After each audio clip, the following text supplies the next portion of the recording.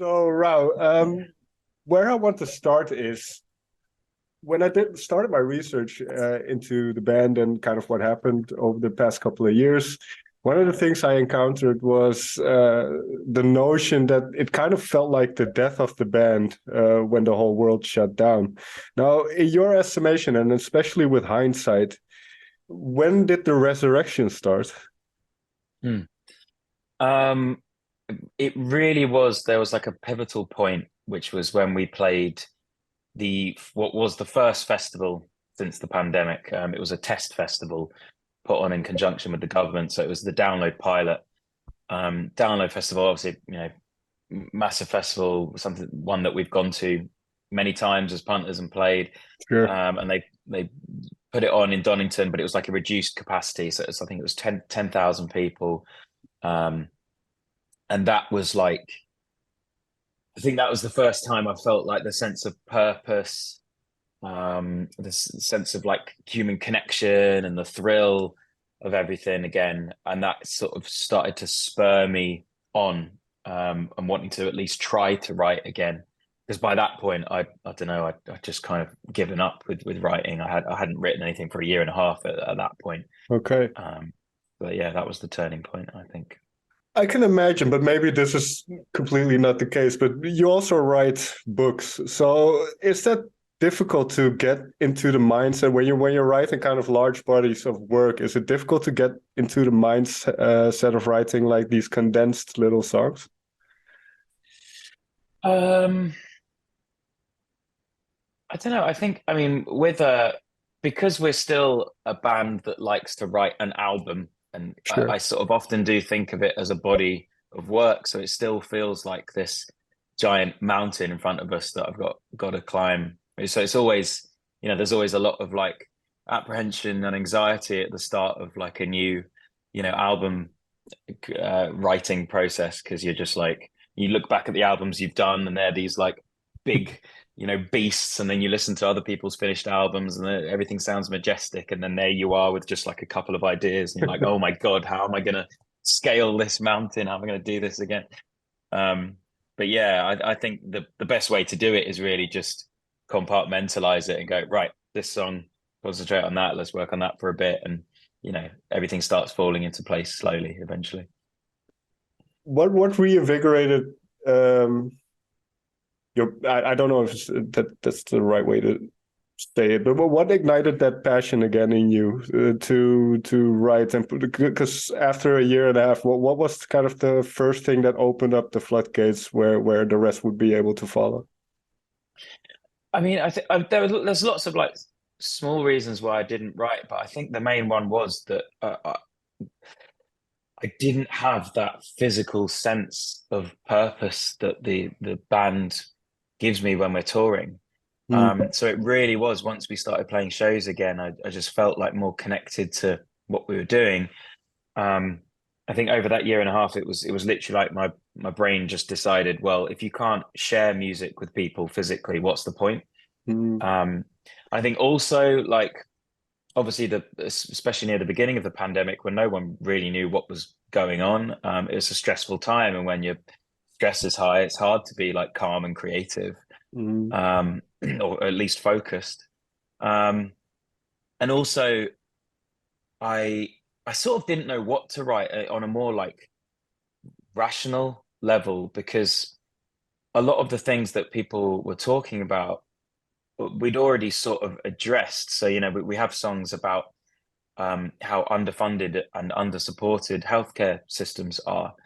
Um, and we have songs about uh, how badly we treat wildlife, Sure. which is, that's really why we get pandemics at the end of the day. So I sort of, I never want to repeat myself like that. That's for certain. So I just didn't really know where to go or what to say. So there was just all of this was going on, and it just felt like um, my mind just went dormant for a bit. Now I was very lucky that I had my book that I was writing, which is the sort of accompanying book to our previous album, Nothing Is True, Sure. and I just delved into that basically, and just it was a nice solitary escape.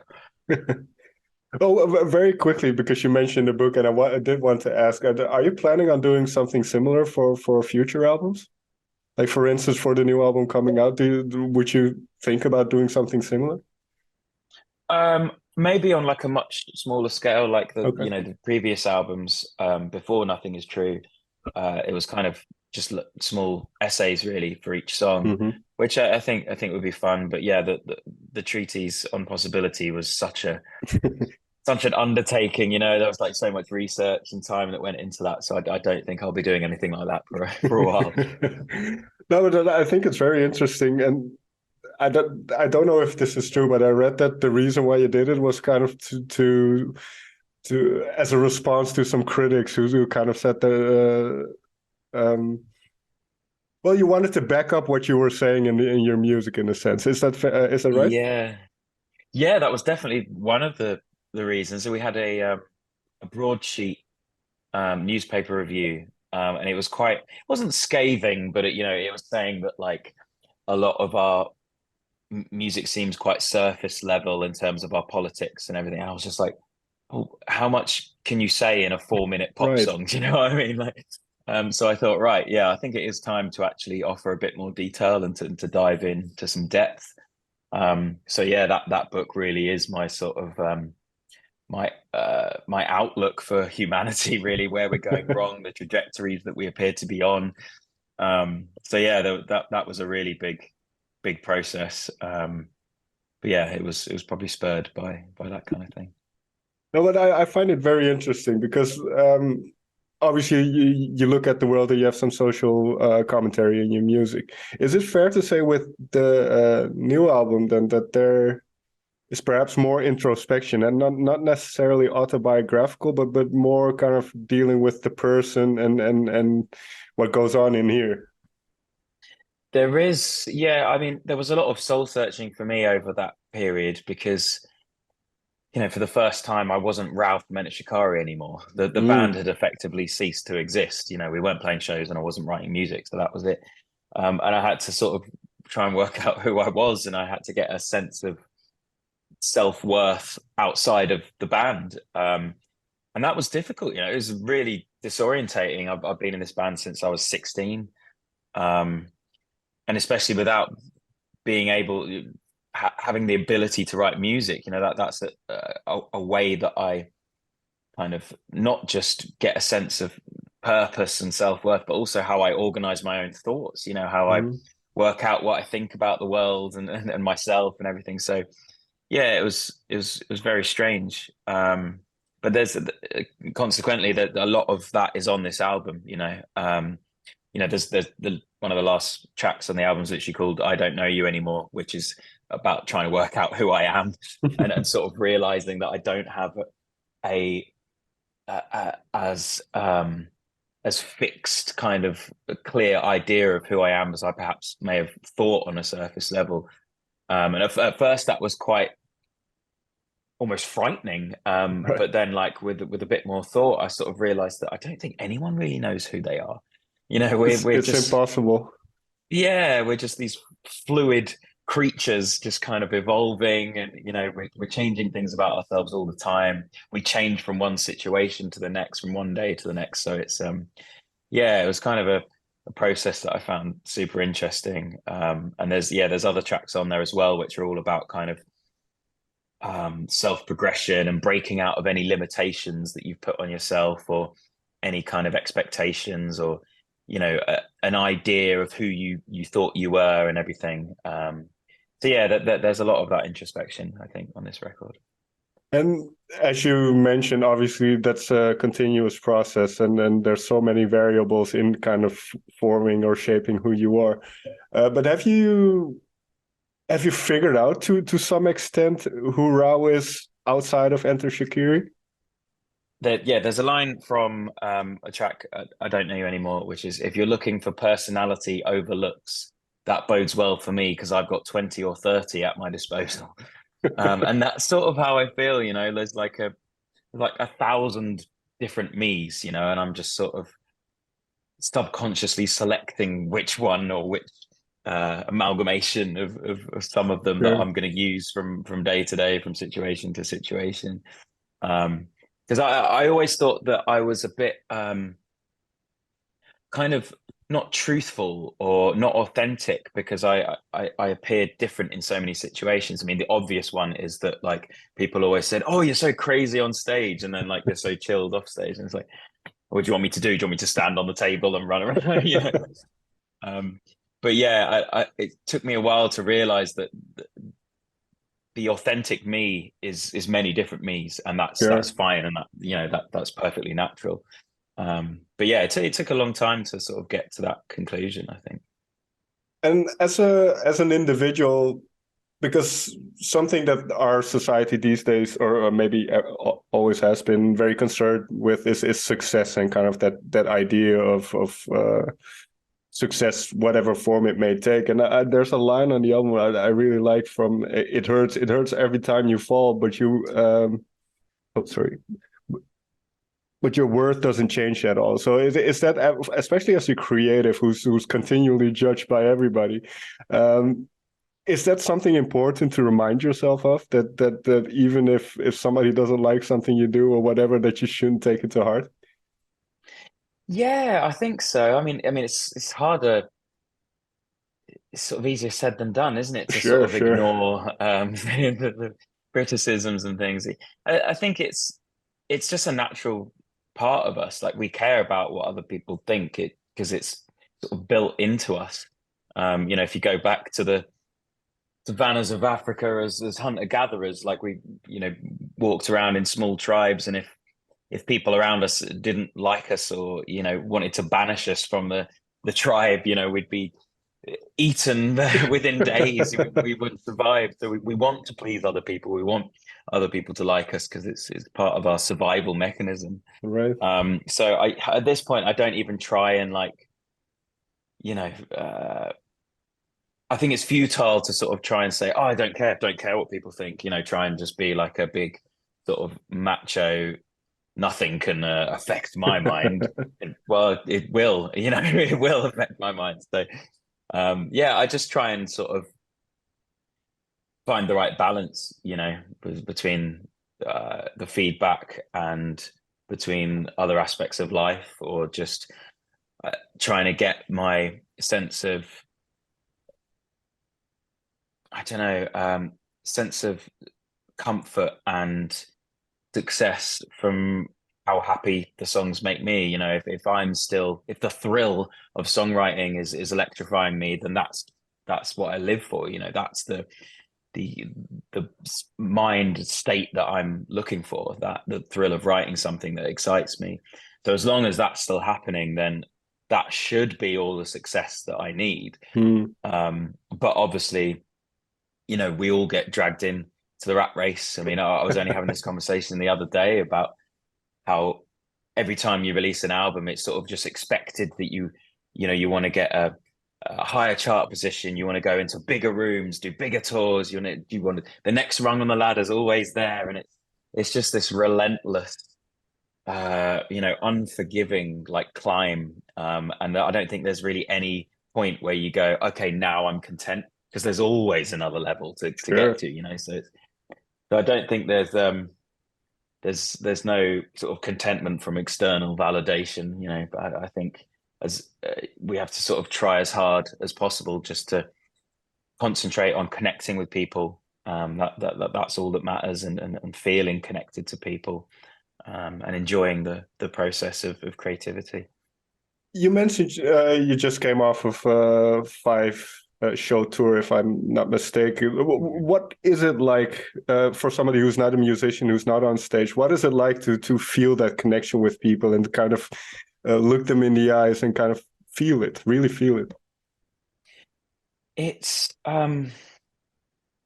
I mean, it's a situation like no other.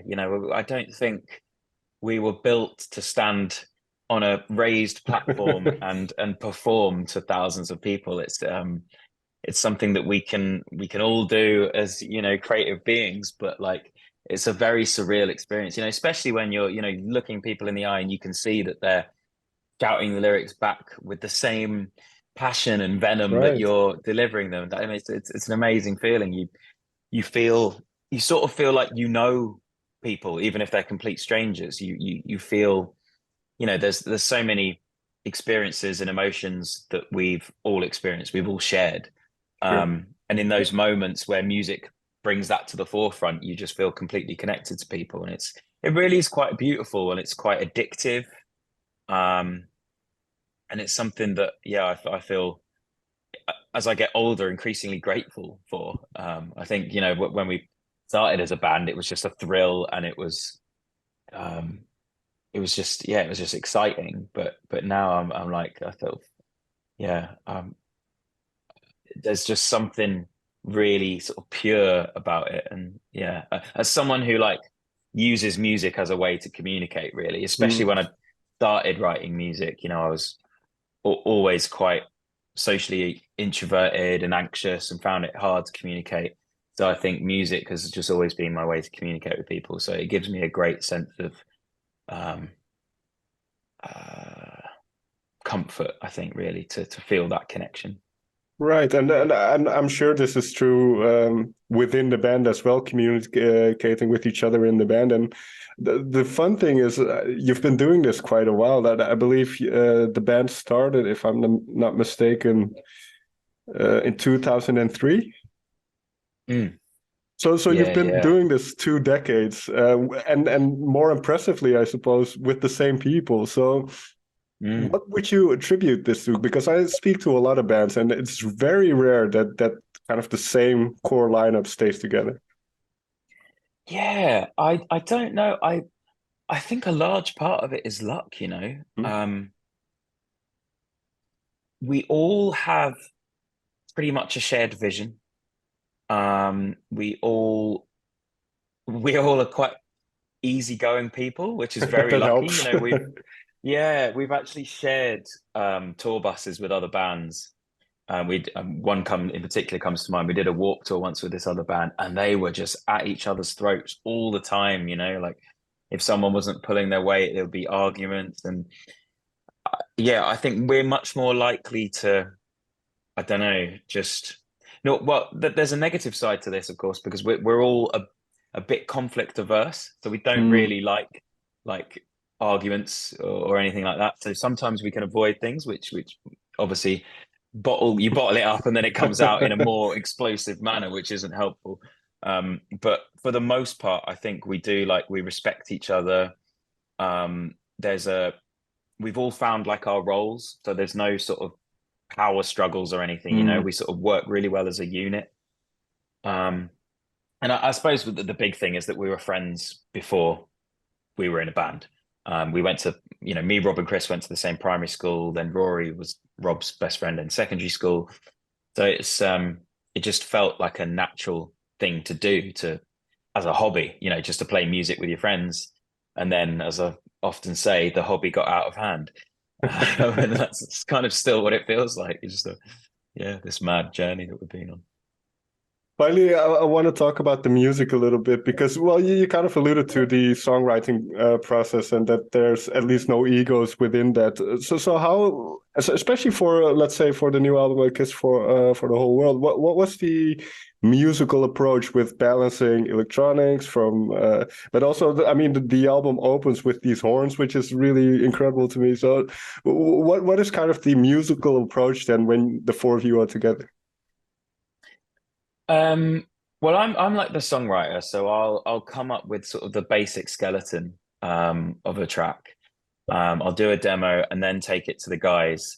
And first and foremost, they're just a great brutally honest, like bouncing off like shield to get things going. So and then we'll just develop the tracks that we're all really excited about together. Um, and I think we're just lucky that we grew up in a specific time, a specific place where there were lots of different influences, from our parents, from our broader family, from our friends. We all had, you know, multiple friendship groups that were like into different things. So we had the Right. friends who were like the skaters, the punks. We had like the friends who were more into like dance music, or even like rap and hip hop and grime. And we were just lucky that we we're so close to London that we got to watch all these Mm. subgenres come forward as well. So we were just spoiled with different styles of music. So that all just comes out, I think, quite naturally in what we write. I'm lucky that I feel comfortable in different styles and different genres of music, and it all just kind of gets absorbed and comes out in a very sort of subconscious, instinctual way, really. Yeah, and as a vocalist, I imagine as well, because sometimes you're more delicate and more restrained, and then other times it's just a full-on scream. Um, the last thing that I wanted to mention is you have these, I think, three kind of interludes or snippets between songs. For instance, "Feed Your Soul," which is this very futuristic sounding bit. But what went into including those elements into the album? Is it kind of what you mentioned early on? You wanted to create a cohesive world, a whole as an album, and those type of things tie everything together? Yeah, I think it's something we always really do consciously think about, which is the Mm. flow of the album. Like, I want it to make sense. I want it to feel, yeah, like a journey. Um, and I mean, often the interludes come out of just not being able to pick a song as done. So even Mm. when the song is clearly like it's like there, we've got all the parts we need, I'll still like be making other sections, just in case one is either better or we want to just make the song longer or whatever. And what normally happens is, okay, I have to say, right, we don't actually need this section. This can be its own thing. And often, with things like Feed Your Soul, I think it sort of deserves to be a separate thing from the previous track, even though it Sure. really is just an extension of the previous track, Leap Into the Lightning. Um, and it's just nice to be able to focus on, I suppose, more like the detailed production sort of style. The more as a producer, I kind of learned my trade through dance music, so I Mm. like having those little interludes where we can really bring out the details, bring out some like clarity of the drums and things, and just have some fun with it and not be tied down to, oh, this needs a pop structure, this needs a chorus, this needs even any vocals at all. So yeah, it's a bit freeing. Yeah, last question. And I said that three times already, I think. No, it's fine. But was this a very liberating album process then? Because I think because the way it started and how difficult it was initially, and kind of how everything had opened up, and I think you went to the middle of nowhere in some rundown house and kind of had to fend for Mm. yourself. So was it very liberating in that sense that there were no outside pressures and even from yourself? Yeah, it was. It's probably my most um sort of hallowed and treasured experience, like Okay. in terms of recording music. It was like such a wholesome time. But we basically just wanted to spend some time reconnecting with each other, because having not been a band, for a year and a half, and so we got this Airbnb farmhouse down on the south coast of England, and I remember actually phoning up the owner, and he was surprised that we'd even noticed it, because he actually thought it wasn't on Airbnb. He thought he'd taken it down because no one, the last few people he had complained so much about it that he was just couldn't be bothered with it anymore, and would just rather just rent it out to his family and friends. And so he was trying to persuade us that we wouldn't like it, and I was like, no, no, no, this is exactly what we want. We don't want some beautiful, like, full of home comforts place. We want a sort of rundown place in the middle of nowhere. And that's what it was. It was off grid. There were no other houses for about a 2 mile radius. It was just in the middle of like some old farmland and woods. Yeah, it was completely solar powered. There was no Okay. central heating. So it was a very sort of rustic, raw experience. And it enabled us to just focus on the record, and just focus on getting to know each other again, really, and feeling like a band again. Living like that sounds like health. It sounds like it's healthy for everybody to do at least a couple of weeks out of the Yeah, year or something. definitely. It's just, yeah, everything slows down. And it's just nice to have like a shared goal, without the distractions of the the big Right. city, you know. Exactly. Rou, thank you so much for taking the time to talk with me, and I wish you all the best with the album release. Amazing. No, absolute pleasure. Thank you so much for having me.